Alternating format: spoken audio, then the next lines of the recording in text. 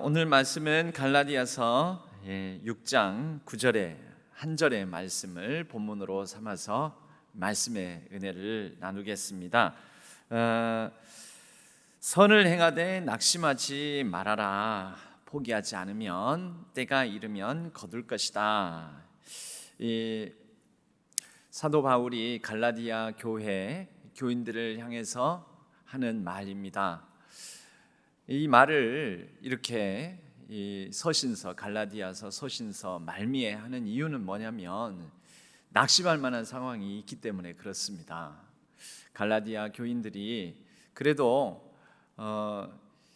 바울로부터 복음을 듣고 또 여러 사람들과 함께 이제 신앙생활 해보겠다고 교회를 이루어서 같이 교인들끼리 함께 나누고 또 함께 복음을 누리면서 그렇게 살아가 보겠다고 하는데, 이 신앙생활이라는 게 신앙생활하면은 막 행복해지고 모든 일들이 잘 풀리고 관계도 좋아지고 그러는 게 아닙니다.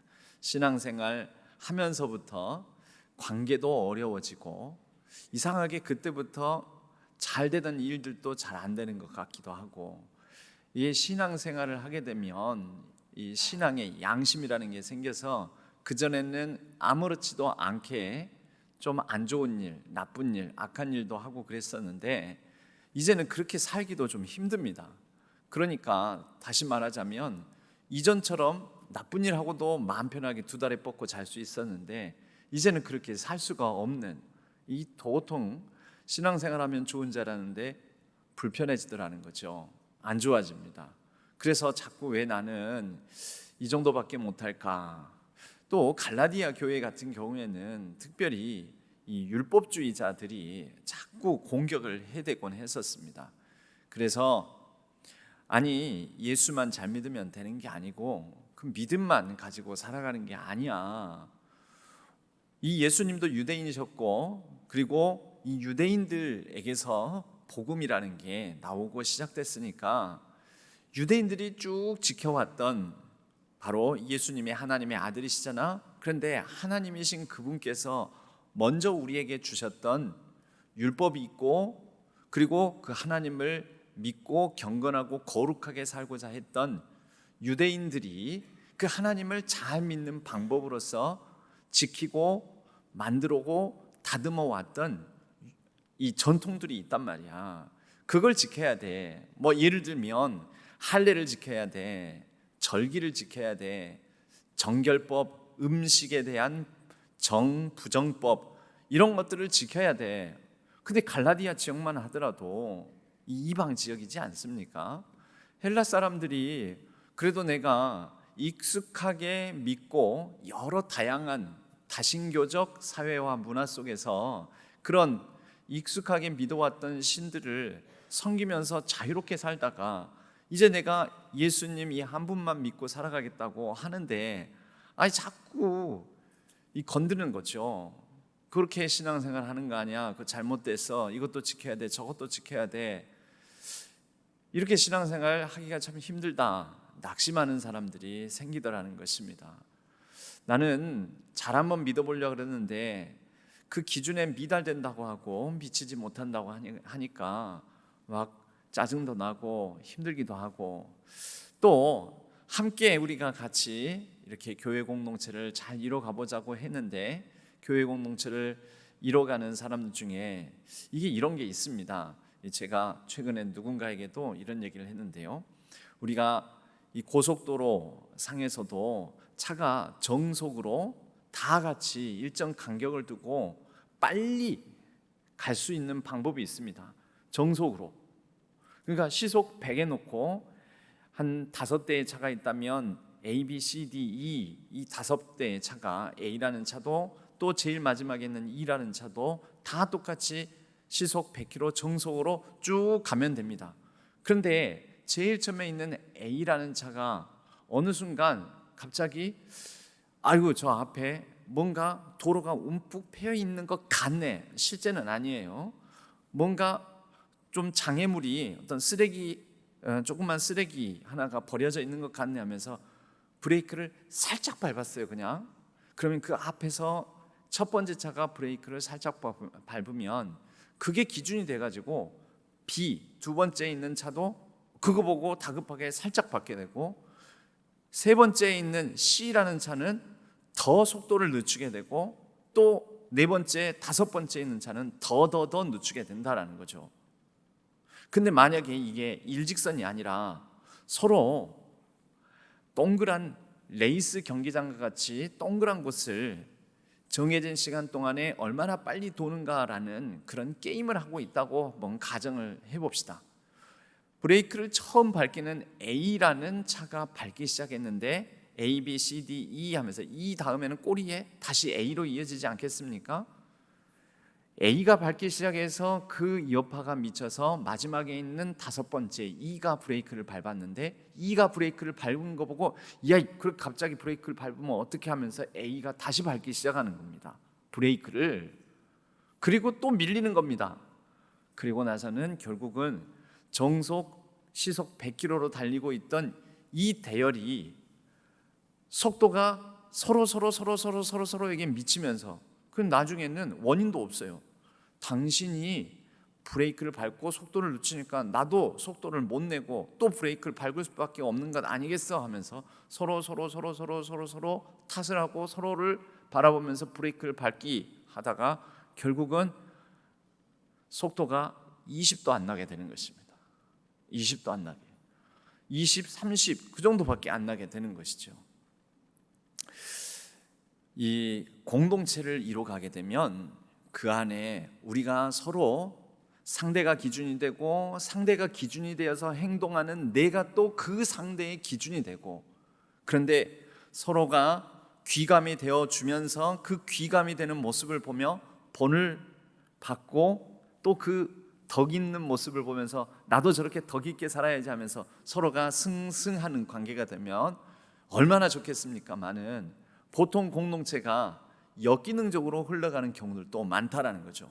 상대방이 멈칫하는 거 보며 그게 기준이 되어서 나도 멈칫하게 되고, 그 다음 사람은 멈칫하게 되고, 그 다음은 멈칫하게 되고, 그리고 제일 뒤에 있는 사람은 에이 안 해, 그거 보니까 다 그렇고 그렇더만, 그렇게 살아가는 거더만.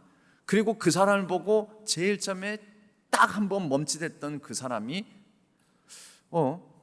저 사람 보니까 나는 살짝 멈칫했을 뿐인데 그 정도가 아니라 저 사람이 정상 아니야? 하면서 그게 영향을 또 받게 된다라는 거죠. 무슨 얘기냐? 그렇게 하향 평준화를 위해서 달려가게 된다라는 것입니다. 갈라디아서가 약간 그럴 위험에 빠지게 되었습니다.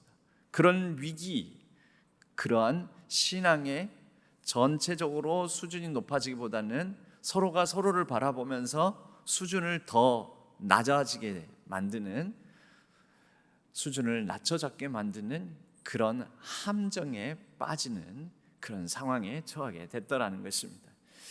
그래서 바울이 권면을 하는 것입니다. 갈라디아서 마지막에 이르러서 그동안에 율법주의자들을 경계해라. 그리고 우리는 율법에 매인 게 아니라 오직 믿음으로 구원받아서 그 믿음으로 말미암아 예수 그리스도께서 주시는 복음이 우리를 자유롭게 했으니 이제 그 자유로 율법에 매이는 것이 아니라 사랑으로 서로를 섬기기 위해서 매이는, 스스로 종이 되어 사랑의 종이 되어 섬기는 삶을 살아가는 것이다. 우리가 육체의 일을 생각하지 말자. 그리고 성령에 사로잡혀 성령의 열매를 맺어가면서 살자. 갈라디아서 5장이요. 그래서 성령의 9가지, 흔히 우리가 9가지 열매라고 불리는 그 열매들, 그 얘기를 하고, 그리고 갈라디아서 6장에 와서는 우리가 서로 사랑으로 우리에게 주신 자유를 가지고 사랑으로 서로 섬기는 종이 되자, 짐을 지자라는 거죠. 그래서 갈라디아서 6장 우리가 읽은 본문 앞 단락에서는 서로 짐을 지자. 그리고 자기의 짐은 자기가 지자. 뿐만 아니라 좀 여력이 되는 사람은 다른 사람 짐도 짊어지면서 그렇게 살아가자. 이렇게 얘기를 하고 권면을 했더라는 것이죠. 이렇게 할 수밖에 없는 상황은 이렇게 안 되고 있으니까 이렇게 얘기하는 거죠. 공부를 열심히 하고 있는 애한테는 오히려 부모님이 좀 쉬었다 해라. 맨날 놀고 있는 애한테 좀 쉬었다 해라. 그렇게 말할 수는 없지 않습니까? 뭐라고 얘기하죠? 맨날 놀고 있는 애. TV를 보다가 공부하라고 하면은 TV가 야 TV 꺼 빨리 공부해. 그러면 TV는 꺼요. 근데 이제는 컴퓨터를 켜요. 컴퓨터를 너 또 컴퓨터하고 게임하고 그러니 컴퓨터를 꺼요. 그리고 나서는 또 그 게임기를 갖고 와가지고 닌텐도 게임기를 가져와가지고 그거 가지고 또 놀고 있어요. 그러더니 이제 피곤하대. 그것은 가서 침대에 누워가지고 잠자고 있어요. 그러면은 잔소리를 하겠습니까? 안 하겠습니까? 하지요. 너는 맨날 TV 보지 말고 그만 보고 컴퓨터 그만하고 게임기 그만 만지고 이제 그만 좀 밤이나 낮이나 밤낮 없이 할 일 없으면 또 침대에 껌딱지가 되어서 누워있고 그러는데 그러지 말고 이제 좀 책상 머리에 딱 앉아서 책 좀 봐라 책 좀. 그랬더니 이 친구가 말을 듣느라고 책상에 딱 정자세를 하더니 만화책을 끄집어내서 보고 있더라는 것이죠. 이러는 거예요. 그럼 잔소리가 나오죠. 제발 좀 공부 좀 해라. 사도 바울이 이렇게 권면할 수밖에 없는 상황은 낙심하는 사람들이 생기기 때문이었습니다. 낙심하는 사람들이 낙심할 만한 상황을 만나서 그 낙심할 만한 상황 가운데 사도 바울은 권면하고 힘을 내라고, 하나님이 살아 계신다고. 사도 바울이 권면하는 내용은 크게 세 부분으로 나눌 수가 있습니다. 선을 행하라. 선을 행하라. 이 선은 우리가 잘 아는 도덕적 윤리적인 선이 아닙니다. 성경이 말하는 선은 항상 하나님 말씀에 따라 순종하며 살아가는 것을 선이라고 합니다. 신명기적으로 보면은요, 구약의 신명기서를 중심으로 한 신명기적 맥락의 말씀들이 있습니다. 요즘 새벽에 역대기서가 있지 않습니까? 이 역대기서는 역대기적 사관, 역사적 관점이라는 거죠. 똑같은 사건이 열왕기서에도 나옵니다. 그런데 열왕기서는 역대기서하고 조금 관점이 다릅니다. 같은 사건이 기록되어 있어도 그 열왕기서, 사무엘서부터 열왕기서까지 이어지는 것을 신명기적 사관이라고 말합니다. 신명기적 역사의 관점. 지난 수요일에도 우리 부목사님께서 그 말씀을 하셨잖아요. 이 신명기적 사관의 특징은 뭐냐면 하나님 말씀대로 살아가면 복을 받고 그것이 선이라는 거예요. 그래서 그 왕들이 선한 왕, 좋은 왕. 근데 하나님 말씀대로 살지 않으면 하나님 말씀과는 무관하게 불순종하고 하나님 말씀 무시하면서 살아가면 그 왕은 아무리 유능하고 그 나라에 번영을 가져오고 잘 살고 큰 왕궁을 짓고 땅을 넓히고 하더라도 악한 왕, 잘못된 왕이라고 하는 거죠. 그게 신명기적입니다. 그 맥락에서 이 신약까지도 사실 볼 수 있어야 됩니다. 선이 무엇인가? 선을 행하라. 무엇을 행하라는 것입니까? 하나님 보시기에 하나님이 인정하는, 하나님이 원하시는, 하나님께서 뜻하는 바 하나님의 말씀에 순종하면서 살아가는 거, 이거 놓치지 말아라. 아니 그렇게 살면은 손해를 많이 보던데요. 그렇게 살면 헬라 세계관 속에서 더 잘 살 수 있는 기회를 못 잡는데요. 그런 일이 생기더라는 거죠. 그러니까 낙심이 찾아옵니다. 선을 행하되 계속해서 선을 행하라. 두 번째로, 그런데 그 선을 행하고 하나님 뜻대로 말씀대로 살아가고 있는데도 이상하게 더 사회 속에서는 높은 자리에 못 올라가고 실패도 많이 하고 성적도 잘 안 나오고 돈도 많이 못 벌고, 그래도 낙심하지 말아라.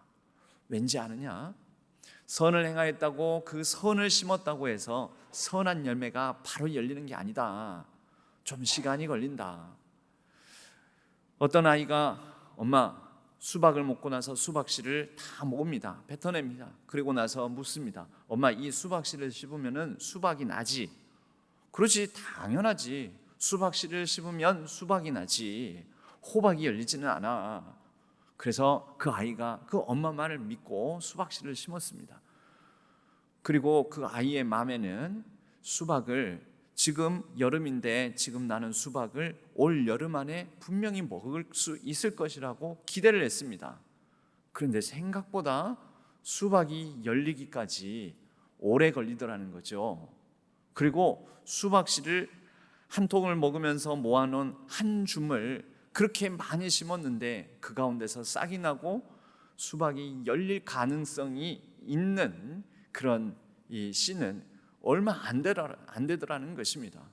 그래서 낙심하게 되었습니다. 여러분, 그러면 씨의 문제입니까? 아니면 엄마가 수박을 심으면 반드시 수박이 난다라고 말한 엄마가 말한 그 내용이 잘못된 것입니까? 그것은 아니죠. 수박을 심으면 일단은 시간이 필요하죠.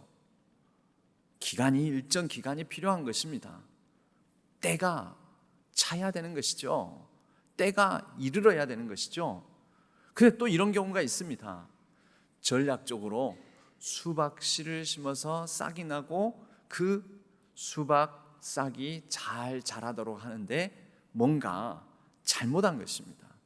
수박이 발아하고 열매를 맺기까지의 환경을 수박 그냥 흙에다가 심어놓기만 되는 게 아니라 그것을 잘 가꾸는 책임까지 감당했어야 되는데, 잘못했구나.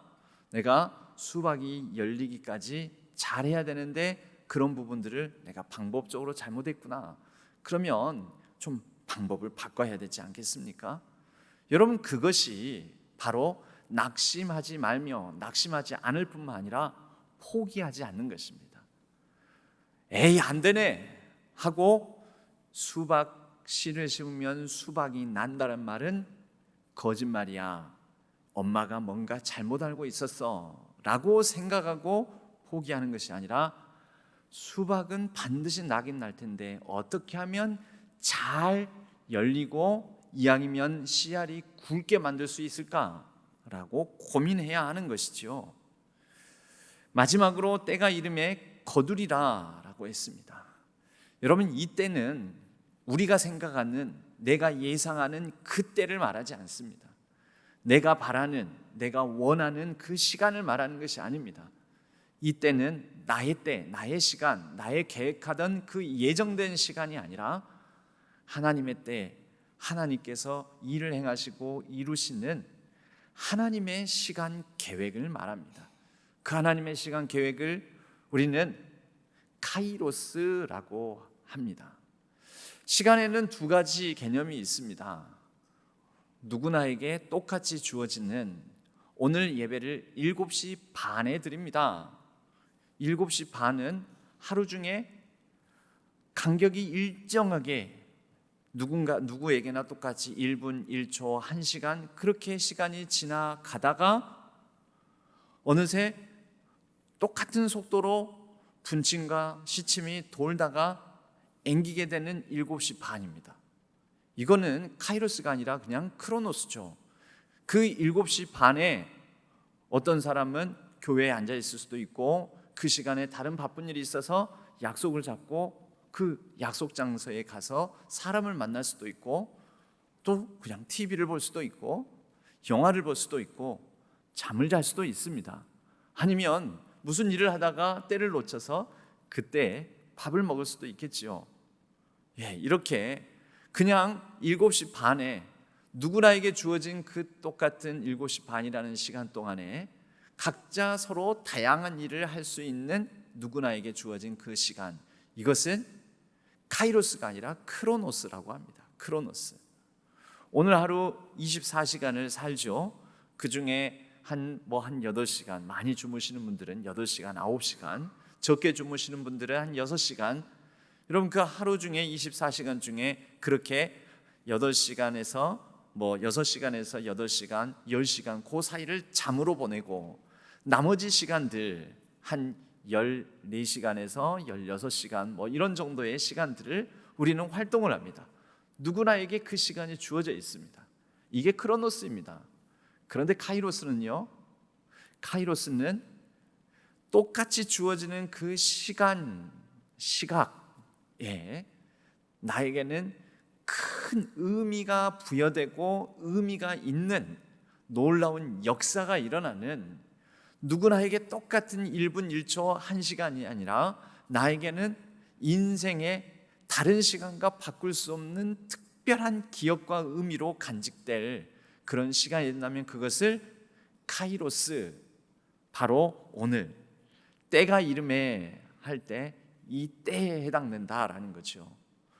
오늘 이 자리에 앉아 있는 분들도 예배 시간이 누군가에게는 크로노스적인 예배 시간을, 늘 7시 반부터 한 8시 반 사이는 나는 저녁 예배를 드려, 그렇게 크로노스적으로 이 예배 시간에 앉아 있는 분들도 있겠지만, 어떤 분에게는 그날 6월 10, 오늘이 며칠이죠? 15일, 6월 15일, 2025년 6월 15일 그 저녁 예배는 나에게는 너무너무나 특별했어. 다른 저녁 예배 시간하고는 정말 특별한 의미가 있었어. 그러면 그분에게는 그 시간이 카이로스가 되는 거죠. 그날 내게는 특별한 하나님의 말씀을 들었어. 그러면 그 시간은 하나님의 때와 같이 나의 삶에 의미 있게 역사하는 시간이 된다라는 것입니다. 여러분, 하나님은 우리의 삶을 크로노스적으로 바라보고 계시지 않습니다. 그래서 우리에게는 아이고 또 시간이 흘러가고, 아이고 또 아무것도 이루지 못했고, 아이고 나에게 주어진 이 시간만 낭비하고 내가 이 시간이 흘러보내면서 참 무의미하고 무가치한 것 같아, 이렇게 우리는 의미 없는 시간을 보냈다라고 자신의 인생을 한탄하고 자신의 인생에 대해서 회한을 갖고 있지만, 하나님은 너가 선을 행하였고 내게 붙어 있었고 내 안에 있었고 내게 사로잡혀 있고 내가 너의 인생을 주관하고 있는데, 너의 삶 속에, 우리의 삶 속에 하나님께서는 그분의 시간표대로 의미 있고 가치 있는 하나님의 역사를 이루어가고 계신다라는 것입니다. 그래서 나는 아무것도 이룬 것 같지 않지만 하나님께서 이루어가고 계시니, 하나님의 시간표대로, 하나님의 때에, 하나님의 방법대로 이루어가고 있으니 반드시 거둘 것이다. 하나님이 살아계시고 하나님이 선하시고 하나님께서 의로우시니 반드시 거둘 것이다 라고 사도 바울은 그 하나님의 역사, 하나님의 시간표에 입각하여 갈라디아 교인들을 위로하고 권면하고 있습니다. 사실 우리는 세상이 뜻대로 되지 않아서 때로는 악하게 살면서도 형통한 사람을 보면서 낙심에 빠질 때가 있습니다. 성경에서는 우리의 인생이, 이 세상 살이가 그러한 낙심케 만드는 상황이 많기 때문에 그러는지 이 갈라디아서 6장 9절의 말씀의 의미를 담은 말씀들이 이곳저곳에 반복해서 나옵니다. 대표적인 말씀이 시편 37편입니다. 시편 37편에는 이런 말씀이 있습니다. 악을 행하는 자들 때문에 불평하지 말며 여호와를 의뢰하고 선을 행하라. 너희 길을 여호와께 맡기라. 의인은 7번 넘어질지라도 다시 일어선다. 시편 37편에 1절부터 7절, 23절에서 24절까지의 흩어져 있는 말씀을 발췌해서 말씀을 드렸습니다. 시편 126편에는 이런 말씀도 있죠. 5절에서 6절 말씀에 보면 눈물을 흘리며 씨를 뿌리는 자는 반드시 기쁨으로 단을 거두리로다. 이사야서에서는 우리에게 이렇게 말씀합니다. 소년이라도 피곤하며 곤비하며, 그렇지만 여호와를 앙망하는 자는 새 힘을 얻을 것이다. 여러분, 다 무슨 말씀입니까? 하나님의 때를 붙잡고 때로는 내가 원하는 대로 내게 주어진 이 인생의 시간이 의미 있게 가치 있게 잘 이루어지지 않는 것 같다 할지라도, 또 내게 참 복된 상황이 펼쳐지지 않은 것 같아 보일지라도 낙심하지 말고 포기하지 말아라 라는, 하나님이 계시고 하나님께서 반드시 이루어 주실 것이다 라는 위로의 말씀 아닙니까? 하박국이라는 예언자도 그런 말씀으로 우리에게 하나님의 말씀을 맡겨 주었습니다. 이 묵시는 정한 때가 있나니 비록 더딜지라도 기다리라. 반드시 응하리라. 지체되지 아니하리라. 근데 이 지체는요, 하나님께서 지체하지 않으신다라는 것입니다. 차곡차곡 하나님의 역사를 위하여 하나님은 지금도 부단히 하나님의 뜻대로 이 세계를 움직이고 계신다라는 것입니다. 여러분, 우리는 어떻게 해야 됩니까? 포기하지 않고 낙심하지 않으려면 어떻게 해야 됩니까? 우리에게 주어진 이 시간 속에 하나님을 신뢰하고 하나님을 신뢰하는 가운데 기다릴 수 있어야 됩니다. 인내할 수 있어야 됩니다. 인내도 성령의 열매 중에 한 부분입니다. 우리는 그런 가운데 하나님께서 우리를 빚어가고 익어가게끔 성숙하게 만들어가고 계심을 믿어야 합니다. 그래서 우리가 낙심하지 않으려면 오늘 여전도의 헌신 예배인데요, 여전도의 회원들도 뭐 이런 일 저런 일, 교회 일, 또 봉사하고 섬기는 일, 또 함께 협력하는 일을 하다 보면 이 낙심이 찾아오는 경우, 실족해 되는 경우, 또 실망이 되는 경우, 에이 그냥 이제 다 그냥 집어쳐야지, 때려쳐야지, 이제 그만해야지, 이런 포기하고 싶은 생각이 들 때 많이 있습니다. 여러분, 어쩌면 내가 너무 우선 당장 높은 기대를 가지고 높은 큰 성취를 이뤄보고자 하는 마음이 있지는 않았는지 생각하면서 좀 전략을 바꾸셔야 됩니다. 작은 순종할 수 있는, 작은 실천할 수 있는 거, 그거 하나로 단위를 좀 줄여가지고 내가 낙심, 포기보다는 조금 작게라도 요거부터라도 해보자. 작은 일부터, 작은 순종부터 꾸준히 지속적으로 해보자.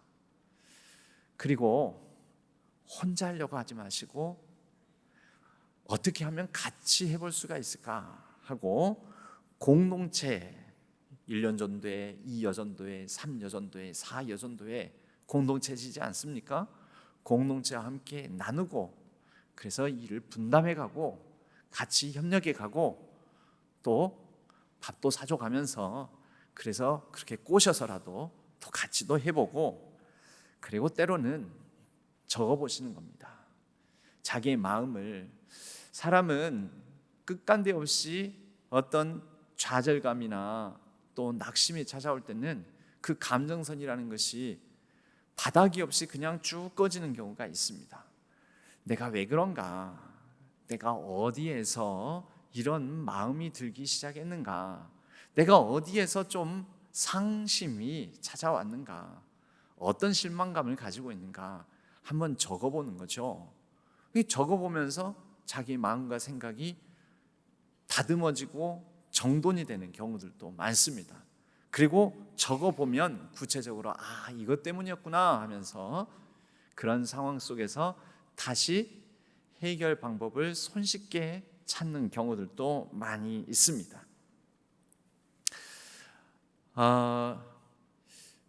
또 중요한 것은요, 누군가의 삶과 누군가의 상황과 누군가의 달란트와 은사와 누군가의 복된 어떤 응답받은 일들과 자기의 것을 비교하지 마셔야 됩니다. 비교는 우리를 매우 낙심케 만듭니다. 나는 이것밖에 못 사는데 저 사람은 왜 저렇게 살까? 나는 그렇게 애썼는데도 이것밖에 이루지 못했는데 저 사람은, 저 권사님은, 저 집사님은, 저 성도님은 무슨 복이 많아서 저렇게 잘 될까? 여러분, 하나님의 때가 그 사람에게 임하는 때와 내게 임하는 때가 다릅니다. 서로 다른 하나님의 계획을 가지고 계시고, 하나님은 나는 나대로 하나님께서 일하시고 나의 삶은 그 사람과 다르게 이끌고 가십니다. 저 사람은 몸도 안 아픈데 나는 왜 아플까? 저 사람은 병도 안 걸리는데 나는 왜 이런 병도 걸리나? 저 사람의 인생은 뭔가 술술 풀리는 것 같은데 나는 꼬이고 막히고, 그리고 이렇게 인생이 잘 안 풀리는가? 비교를 멈추고 그런 비교하는 마음을 내려놓고 하나님을 다시 바라보시기를 바랍니다. 하나님을 바라보시면 하나님은 나는 너에게는 너의 하나님으로 너의 삶을 너에게만큼 특별하게 특별한 삶으로 이끌고 가고 있단다라고 하나님께서 우리를 향한 서로 다른 소명과 사명감을 새롭게 자각시켜 주시고 또 그 새로운 소명감으로 우리의 삶을 재구성하게 해 주실 것입니다. 각 사람의 부르심이 다릅니다. 나는 나대로, 상대는 상대대로. 그리고 하나님의 그 각자 서로 다른 하나님의 부르심에는 후회하심이 없습니다. 사도 바울이 다른 로마 교회 교인들에게 썼던 편지의 일부분입니다. 마지막으로 우리는 최악의 상황 속에서도 끝까지 포기하지 아니하시고 낙심치 아니하시고 고난에 쓴 잔을, 십자가의 그 엄청난 고난의 무게를 견디시고 이겨내셨던 십자가를 바라보며 예수님을 바라보며 예수님께서 주시는 위로와 새 힘을 공급받아야 합니다. 우리 예수님을 더 깊이 묵상하고 십자가를 바라볼 때 그 십자가만, 그분만이 주실 수 있는 위로와 용기가 우리로 하여금 때로는 낙심, 때로는 포기하고 싶은 우리의 인생 속에서 다시 힘을 내어 자기 십자가를 지고 나에게 다른 사람과 다른 부르심으로 이끄시는 하나님의 사명을 넉넉히 감당하며 살아가는 우리 모두가 될 줄로 믿습니다. 우리 모든 여전도회 회원들, 그러고 보면 특별히 이 식사 당번 그거 말고도 다른 많은 여러 섬기시고 봉사하는 일도 많으시지만 식사 당번을 하시면서 얼마나 힘드십니까? 또 이제 이 지옥과 같은 여름이 찾아오고 있습니다. 여름 되면은 더 힘드실 텐데 그런 가운데서도 낙심치 마시고 하나님이 주시는 위로, 또 여러분들의 그 수고와 헌신 때문에 많은 성도님들이 행복해하고 있음을, 그 기쁨을 같이 받아 누리시는 그런 가운데서 힘들고 어려운 그 사명의 자리, 부르심의 자리를 잘 지켜내시는 우리 모든 여전도회 회원님들, 그리고 모든 성도님들 되시기를 주님의 이름으로 간절히 축복합니다.